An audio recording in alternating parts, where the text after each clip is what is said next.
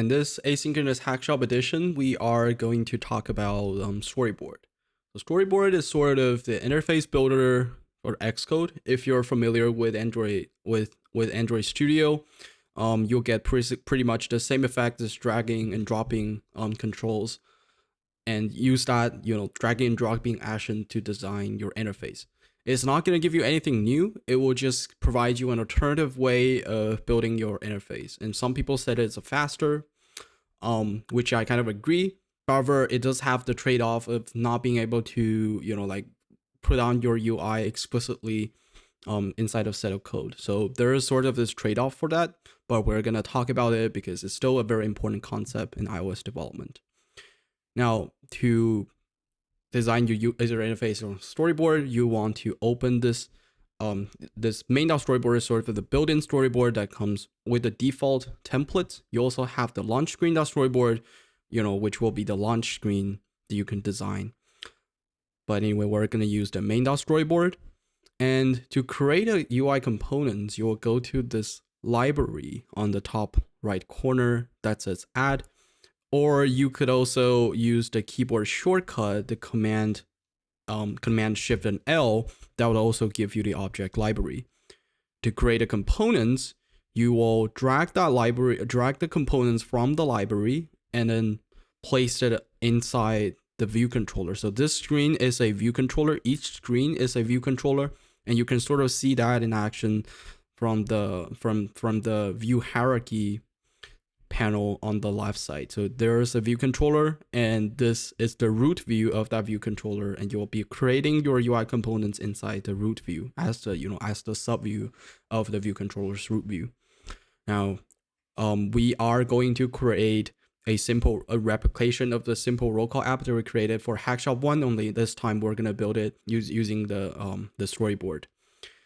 Now here we've dragged a button, and we dragged a label into our UI, and we also want to drag two buttons for the X mark and the check mark.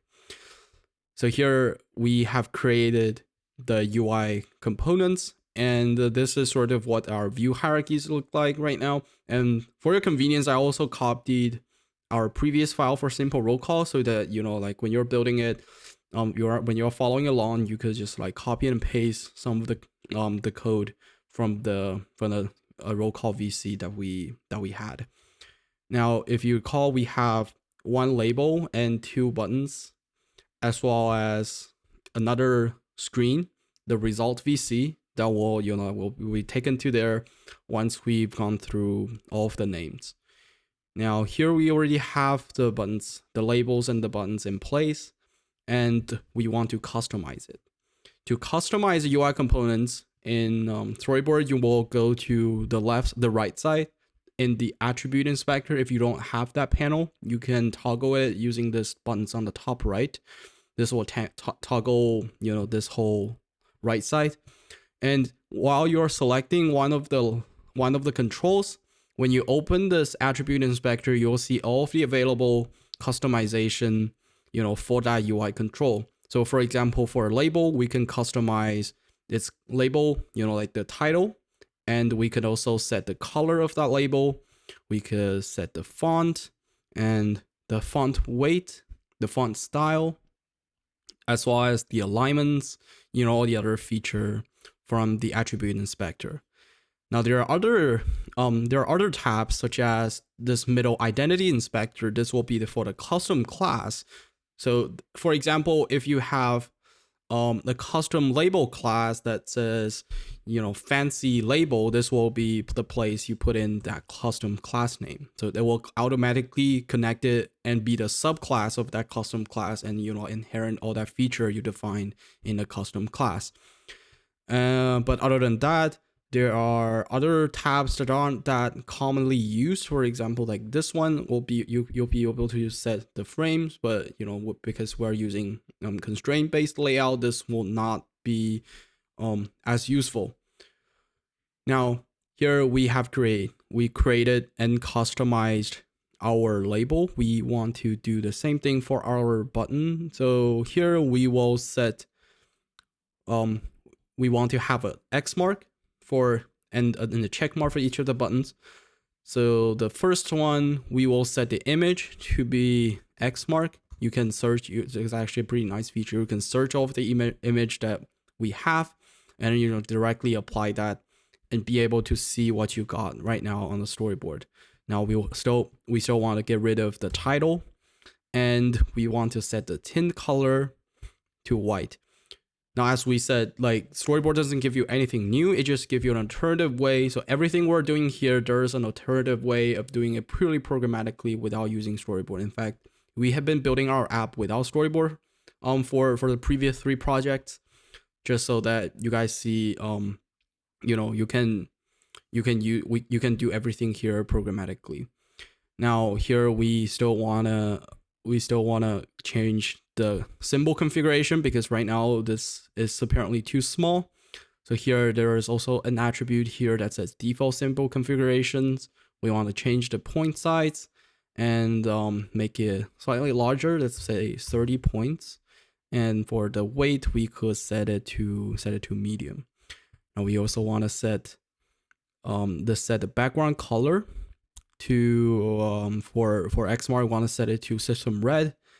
And for the other button, we will do the same thing. First, get rid of the title, set the image to check mark, and set the tint color to white. Finally, set the background color to system green. Now we haven't set the size of these UI controls yet, because we need to do it through constraints. Now moving on to the next important subject, how to create constraints on Interface Builder.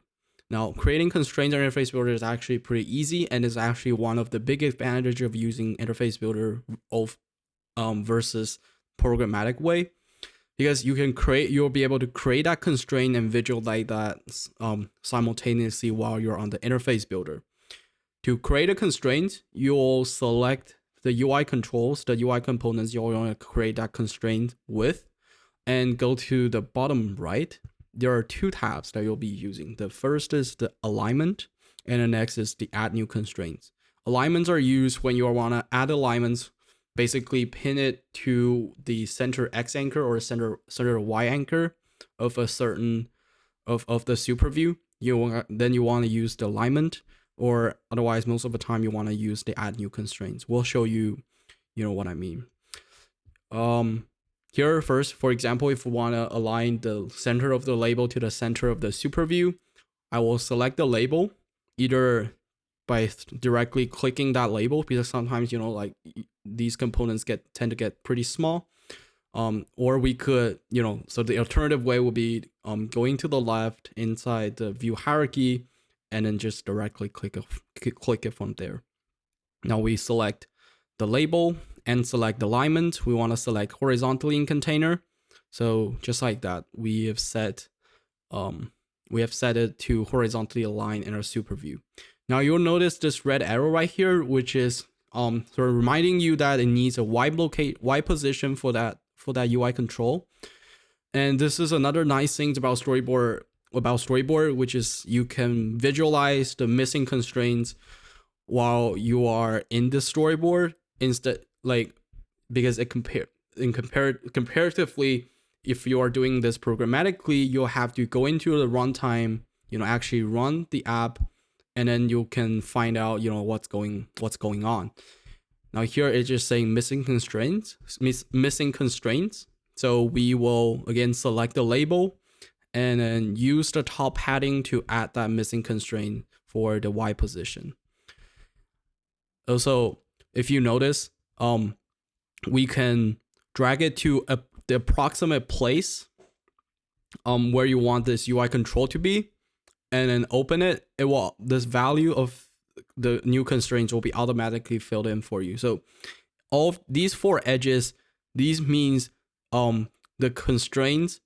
Create a constraint. If you select this, one of the dotted line, that will means creating a constraint from this corresponding anchor of the view that you select to the corresponding anchor of that super view, or the anchor that is closer to it. In this case, the closest anchor to the top anchor of my label is the super view's top anchor. So here we will create a 148 offset constraints between the top anchor of my label and the top anchor of the super view.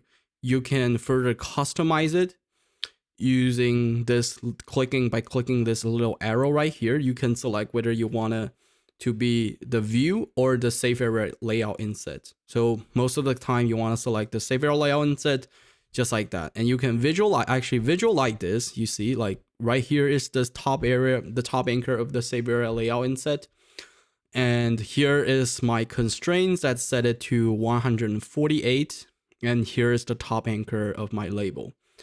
To further customize the constraints, you can, like select it inside in the storyboard itself, or you can go to the left and open this constraint tab, and you can select your constraints here. While you're selected, you will go to the attribute inspector on the left, on the right. When we are customizing the label, we can set it through attribute inspector, and we are customizing constraints, we will also set it through the attribute inspector. So right now I selected the label.top constraints, and I can customize it. So for example, if I want to be further away from the save area.top, I can put in larger value and it will move that for me. And you see, I can select the priorities as well as the items associated with this constraints. So this will be equivalent of saying, doing this programmatically, it will be something like label.topanchor.constraint equal to view.saveAreaLayout guide.topanchor, comma, constant 160. Right? So this is for our label. And the next, we will do the constraints for our two buttons. And there will be slightly more complicated, but the underlying idea, especially if you have a good grasp of the auto layout constraints via the programmatic approach, everything here should be pretty familiar. Now we can take a look at the code that we use for the roll call VC to have an idea of what kind of constraints we need to set. So you see, first we want to set this 300 padding between the bottom of the label to the top of each of the buttons. And then we want to set an 80 inset for the left or right anchor of each of the buttons. And then we want to set the 60 offset from the center X anchor of the screen with, like the leading or trailing anchor of each of the buttons. So we're going to do this on the storyboard. And first we will start by creating the constraint, the padding constraint, the 300 point spacing constraint. So we will select the button. So let's just name it. Actually, we can name it a little bit later. Let's just select the buttons. You see this rectangle here indicating that it's selected. And we will set it to be 300 points away from the bottom anchor of the label. Now, it's not necessarily gonna select the bottom anchor of the label, but you can customize it later on through the attribute inspector. Now I've created one, but it is setting it to the top anchor of the screen. So I will go into this constraint, select it, and go into the attribute inspector.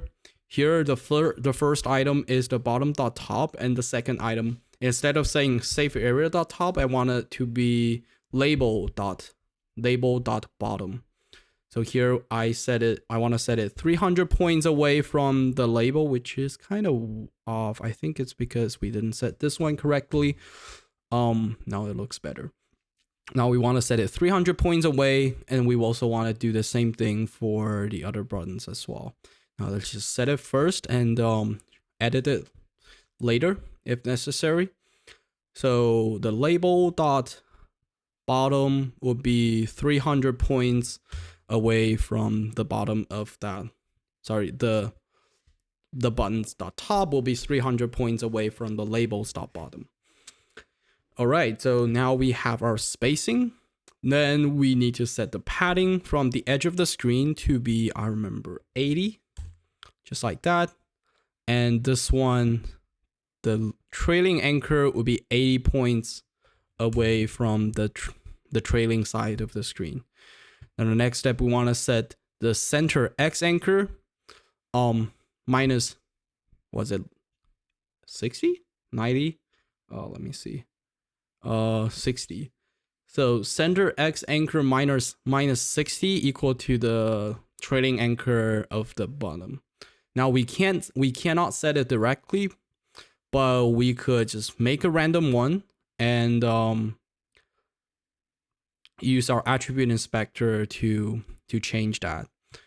Now the trailing side of our buttons, we want it to be the center X anchor of the super view or safe area layout set. It doesn't really matter in this case. And we want it to be 60. Now notice that this will set the height, this will set the width of the buttons, and we will use that width to set the height, basically make the aspect ratio 1:1. But first we want to do the same thing for the buttons on the right. Want to add a constraints and use the attribute inspector to customize it. It tends to get a little bit messy while you're going because like you have a lot of constraints and you can't really see it, like what's going on the left. And one way would just be, like expand it a little bit so you can, you have more idea of what's written in each of these constraints. Now here we have the leading side of the buttons. We need it to be the center X anchor of my super view. And the offsets will also be positive 60 in this case. Now we have the constraints. I just realized that we need to set the symbol configurations for this button. Now we want it to be configured to point size, and the point size need to be 30. The weight would be medium, right? Medium. Now here we have the width, and we want to use the width to set the height because we want it to be square, so that we can make it round when we're setting the corner radius. Now here we selected the button, and we'll go into the constraint tab, and again we'll select the aspect ratio. Now the aspect ratio is not gonna be 1:1 by default because it's gonna select the current value just as all the other constraints. When you initialize it, it will initialize to the current value that correspond to the what's going on the screen. So we'll need to use the attribute inspector again to customize it. But this time the constraint will be set inside this button. So it will not be this constraint tab on the top layer of the top hierarchy. It will be the constraint tab inside this button. So you'll find it here. Now just need to set the multiplier to be 1:1, and this will give you a squared frame. Now we'll set an aspect ratio for the other one and go into the button and set the multiplier. Now we have our UI approximately like what we had before in Hackshop 1. Now we just need to set the corner radius of these two buttons and actually hooked up to our logic.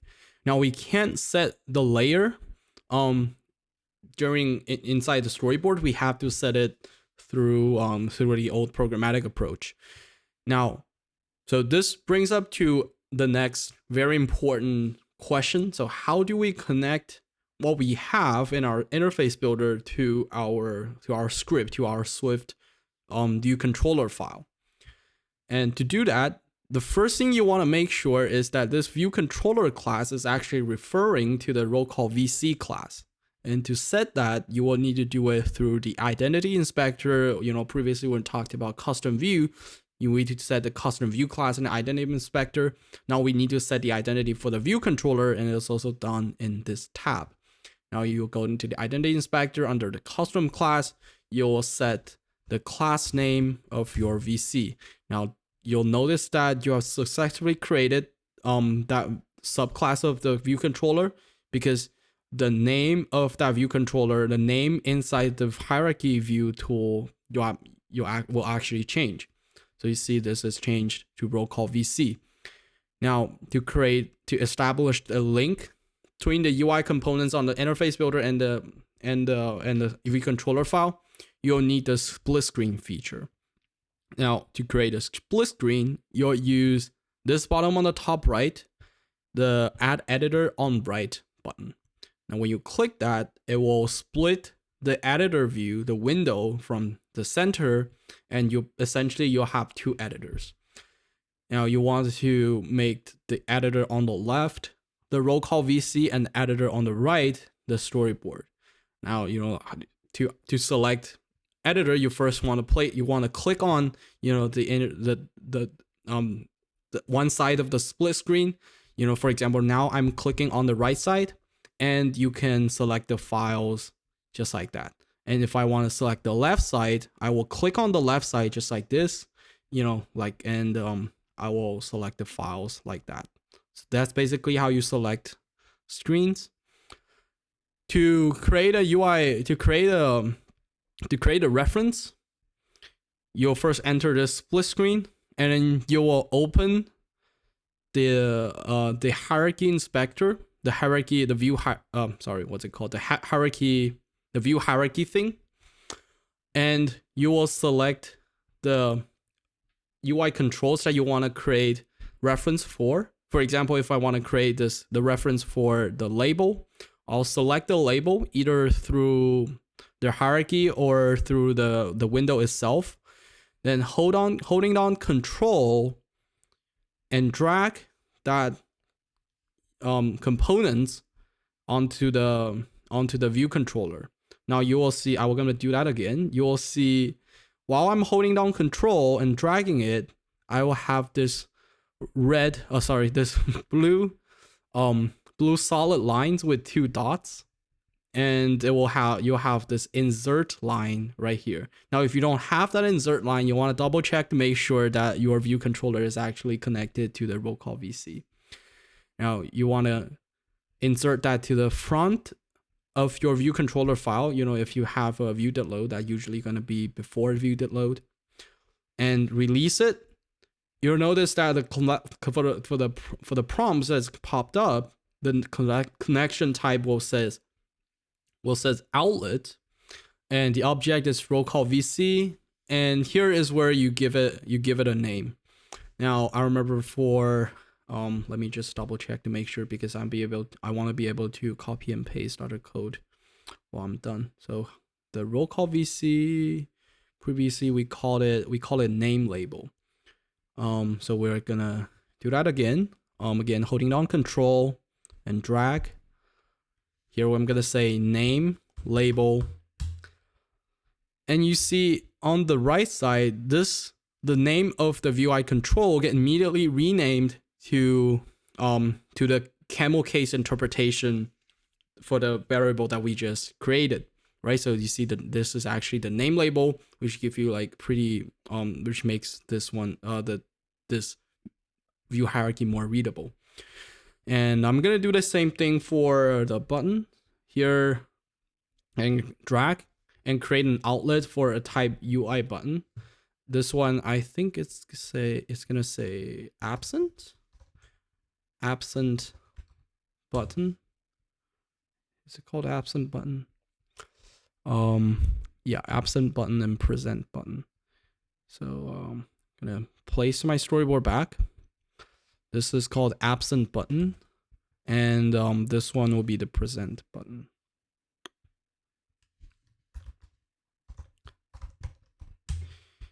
So here, this will be the variable reference.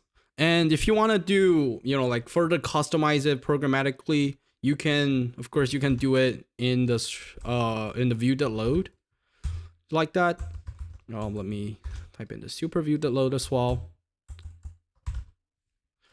You can customize it like that, use the present button, the reference, background color, just as you would normally do when you're customizing it programmatically. If you want to get the similar syntax, like creating it through a constraint, that kind of syntax, that kind of formatting, you can also use a did set property observer and set the properties of the name label here inside.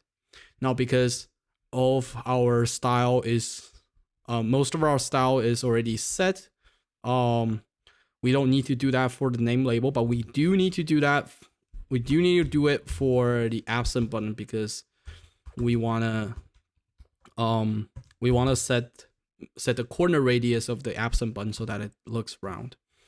Now here, the absent button dot layer dot corner radius equal to absent button dot frame dot height divided by 2. I will do the same thing for a present button, and it's going to be did set and present button dot layer dot corner radius equal to present button dot frame dot height over 2. Right? So here we set the layer for these two buttons, and if we run it, we should be able to see the label and the two buttons. So now we have our user interface built with storyboard. Now all we need to do is sort of this chunk, the view will appear. Let us add it to our code, and we also need to do, so we don't need to do that as well because we did it through the did set. Now we still need to create these two buttons, and this one we will do it separately in using another method that's in storyboard. Now let's see, we still need to, the absent button, set it to 1. So we want to set this tag to 1 in order to make it work a little bit later. Now we will set the tag, which is in the attribute inspector, to 1, and the tag to 0. Now everything should be all set. Now we will talk about another feature provided with storyboard. It's called the IB action. So here we have the IB outlets used to create a reference of our UI inside our custom view controller file.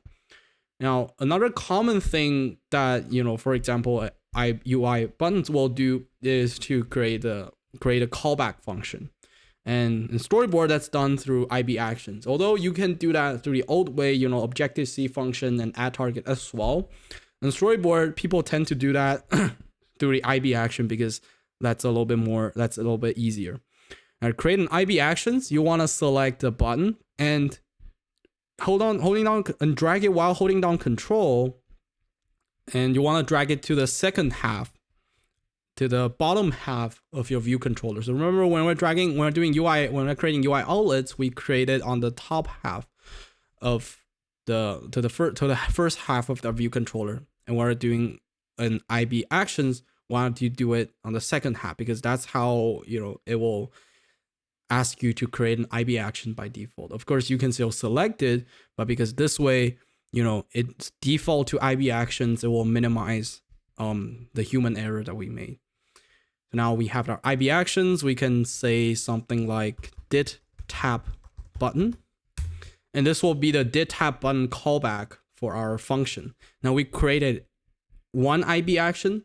Do we want to create another one? The answer, as in the roll call VC, the answer is no, right? Because these two buttons essentially they have pretty similar event handler, and we should be able to reuse that event handler for both of the buttons. Although it is technically possible to create two IB actions, you can just drag it under one and say here, and then will be automatically binded to that button.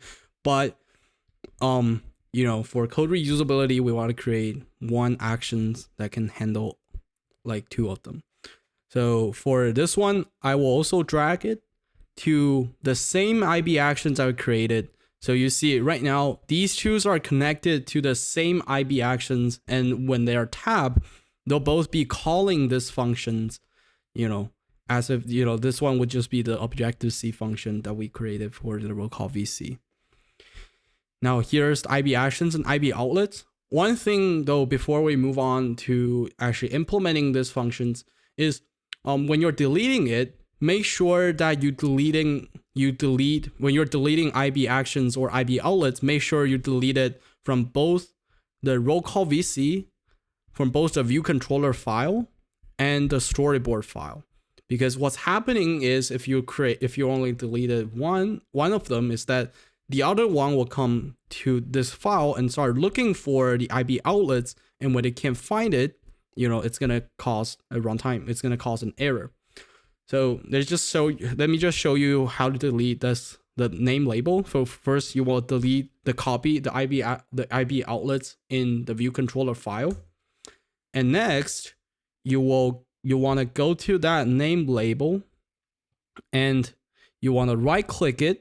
You see when you're right clicking it, or you use your two finger to tap it. When you're doing that, you see referencing outlets, and you want to delete that as well by clicking this little close button. So that way you are safely deleting an outlet. And for IB actions, it's pretty much the same. Now let me add it back.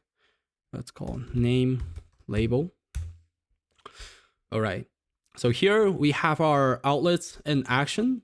Let's implement the did tab button. So luckily, this will be the same as before. We will use the sender.tag to distinguish the two button and use that to call the appropriate function, the present results. Now we will go back to our roll call VC and plug it in. Now we don't have our present result function yet, so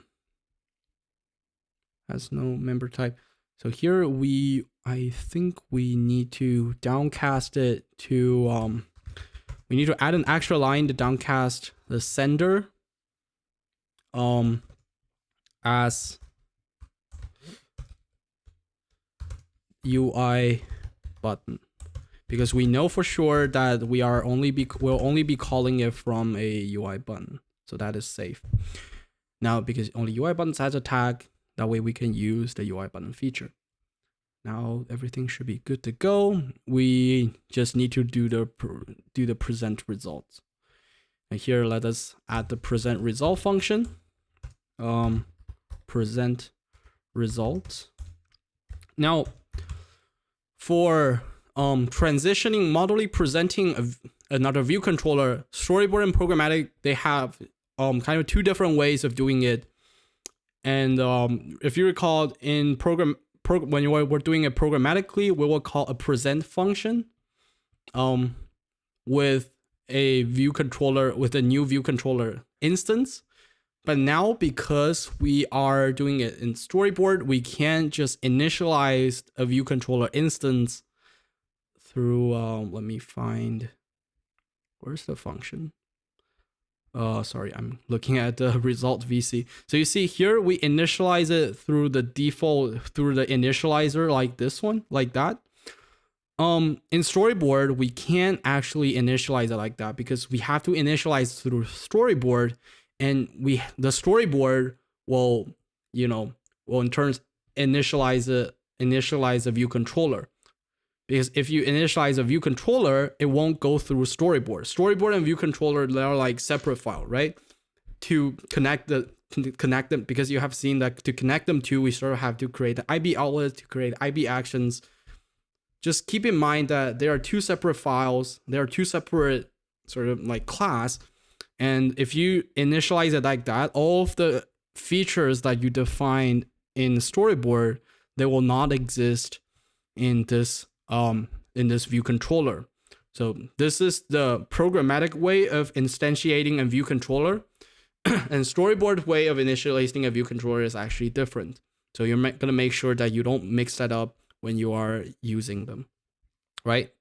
So to present another view controller in storyboard, we will again go back to our main.storyboard, and we will drag a view controller onto the window. So here, open up the object library and search view controller, and you want to drag that onto the window. So now you created another view controller scene. you'll be able to see it from here.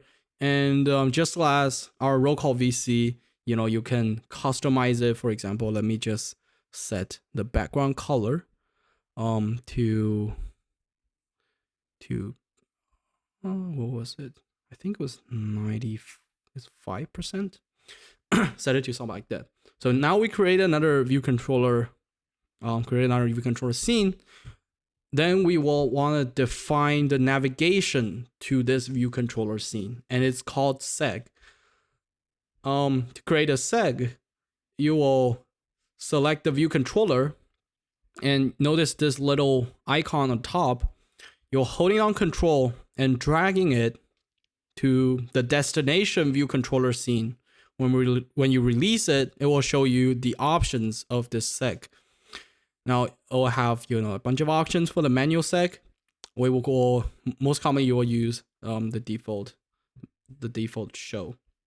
So now you notice this little arrow created here, as well as this I don't know how to describe it. Perhaps we'll be able to see it better when we're on the white screen. Let me change it back. So you see this give you a little bit hint of the presentation style of this view controller. Of course, you can set that to full screen by clicking the view controller and its attribute inspector. You'll be able to define the presentation style as well as the transition style. If you select it to full screen, that will be what you did for mini project 1. And if you select automatic, it will be the default sheet presentation style. Now, but what I want you guys to notice is this little arrow here. This means that you have defined a segue from the roll call VC to the new view controller that we created.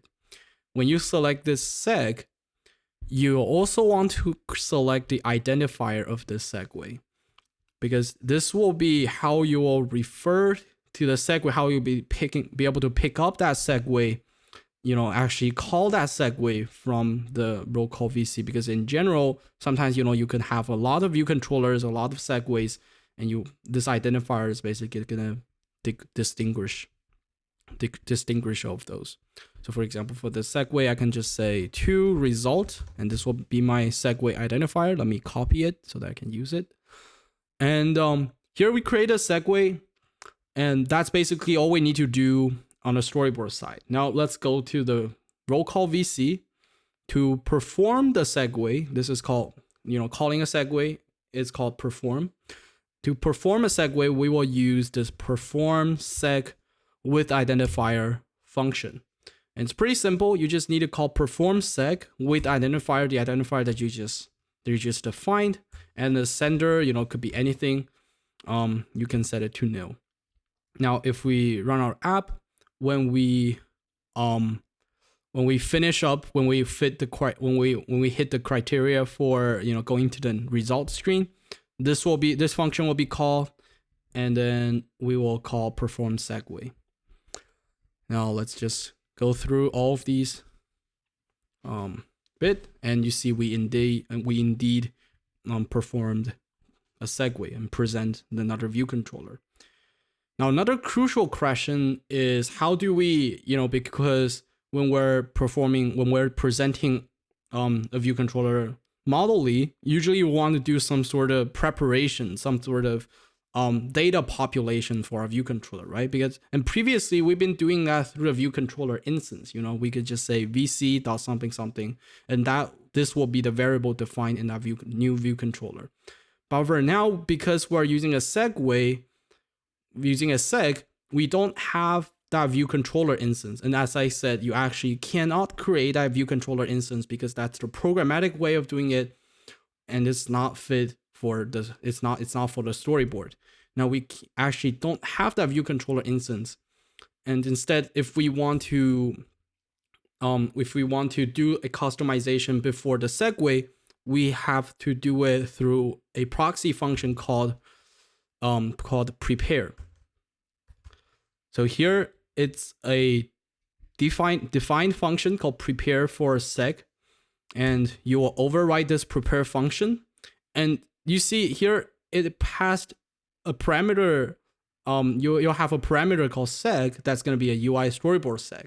That's basically how you're going to pick up that segue and do the appropriate customization for it. So let me just create a new view controller instance that's going to be results VC. And let me create,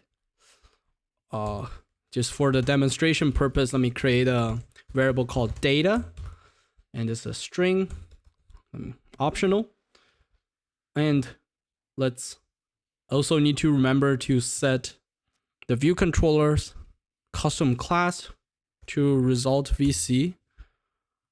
And when we go back, here use prepare. First thing we need to check is whether the identifier is the is the string to result, because that's going to be the segue that we're targeting. So imagine that this segue, all of the segue is going to pass through this this prepare function, and you only want to customize the one that has the identifier to result. So the first thing we're going to guard, let's see, seg dot identifier equal to result. And if that identifier equal to result, we will conditionally typecast our segue's destination view controller to a view controller instance. So here we'll say guard let VC equal to seg dot destination. Notice that the destination is a UI view controller, and we will need to downcast it to as the result VC. And we know that it is safe because we have done the identifier check right here, because it's to result, and we know that, you know, if the seg is to result, the destination is result VC. And finally, we need to add the else statement that just return, right? So this will give us a view controller instance as we did, as we had for, you know, for the previous programmatic method.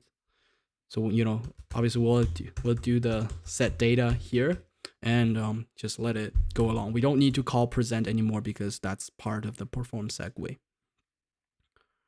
All right. To result VC cast. That's interesting. I think I messed up. Yeah, I did mess up something here. UI view controller. Yeah, just like that. And, you know, like you will have this data function, data variable available because we already done the downcast. Now it's not showing because we haven't built it yet. But anyway, that is so much for the storyboard. And I hope you learned something, and I will see you next time. All right, peace.